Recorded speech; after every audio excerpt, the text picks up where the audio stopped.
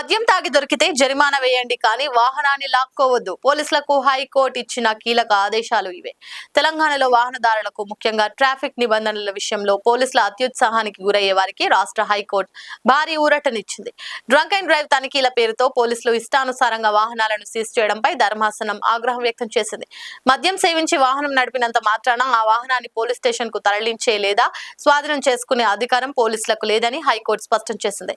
High court కీలక తీర్పుతో వాహనాల సీజింగ్ కు చెక్ పడినట్లయింది. రాష్ట్రంలో డ్రంక్ అండ్ డ్రైవ్ తనిఖీలు జరుగుతున్న తీరుపై దాఖలైన పిటిషన్లను విచారించిన జస్టిస్ ఈవీ వేణుగోపాల్ మోటార్ వాహనాల చట్టం పరిమితులను స్పష్టంగా వివరించారు. మద్యం తాగి దొరికితే డ్రైవర్ పై చట్టపరమైన చర్యలు తీసుకోవచ్చని, అంతేకాని వాహనాన్ని బంధించడం చట్ట విరుద్ధమని ఆయన పేర్కొన్నారు.